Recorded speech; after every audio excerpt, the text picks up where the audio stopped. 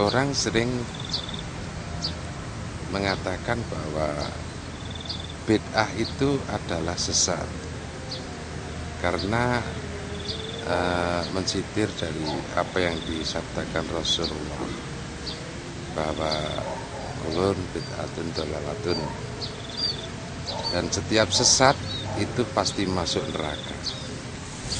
Dan bid'ah sendiri diartikan sebagai peribadatan di mana dilakukannya itu tidak ada dasar contoh dari Rasulullah. Namun kalau kita berpikir secara rasional, sebetulnya kalau yang disebut aktivitas itu adalah sebetulnya bentuk daripada sebuah peribadatan, apapun itu. Karena dasarnya memang Allah sendiri menfirmankan bahwa tiadalah manusia dan jin itu diciptakan melainkan untuk beribadah kepadanya. Jadi konteks ibadah itu juga meliputi sebuah pengertian hubungan interaksi antara manusia dengan manusia, di samping tentunya hubungan interaksi antara manusia atau makhluk dengan Tuhannya atau Allah.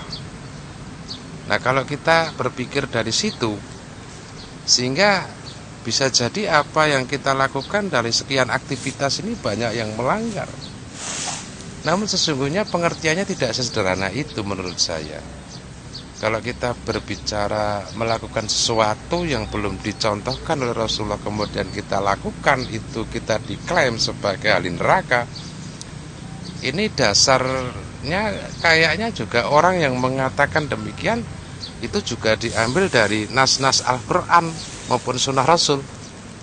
Padahal yang namanya Al-Quran sendiri yang sekarang itu berkembang dan dijadikan barometer dasar beragama, itu pada awalnya itu tidak ditulis di dalam buku. Lah, membukukan Al-Quran itu sendiri, ini kalau diusut adalah perbuatan bid'ah atau perbuatan yang tidak dicontohkan oleh Rasulullah. Apa itu sebabnya? Sebab di Rasulullah zaman itu kan tidak ada. Rasul mengatakan untuk supaya dibukukan.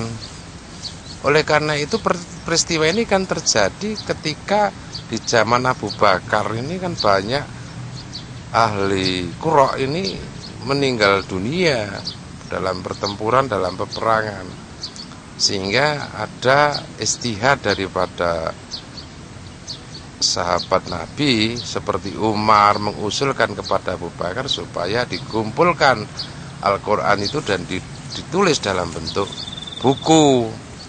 Nah, ketika proses ini terjadi, ini ternyata tidak selesai pada Khalifah Abu Bakar, sehingga lazim itu disusun firman-firman Allah itu di zaman Utsman bin Affan. Nah, apakah kita akan mengatakan bahwa Abu Bakar, Umar, Utsman itu adalah ahli bid'ah? Nah, kalau kita mengatakan mereka ahli bid'ah dan mengklaim bahwa mereka adalah ahli neraka, ini kan bertentangan dengan ajaran Ahlus Sunnah. Sehingga sebetulnya bid'ah itu juga sah-sah saja menurut saya, walaupun tidak dicontohkan dan tidak diajarkan oleh Rasulullah. Namun manakala itu untuk kemaslahatan, ya saya kira tidak jadi permasalahan.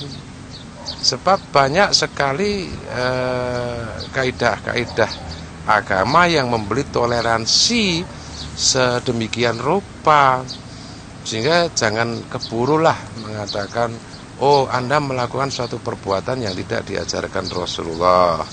Sehingga seperti misalnya adanya tahlilan, yasinan, itu disinyalir mengadopsi dari agama Hindu, dari agama yang lain, dan itu menjadi ritual-ritual yang menyesatkan, kan demikian. Sebetulnya tidak sedemikian itulah. Sebab kita juga menghargai sebuah ijtihad, kita menghargai sebuah kebudayaan, di mana kalau kita katakan pada waktu mengumpulkan Al-Quran itu sendiri, itu selain ijtihad itu adalah di dalam rangka untuk mengamankan Al-Quran itu sendiri.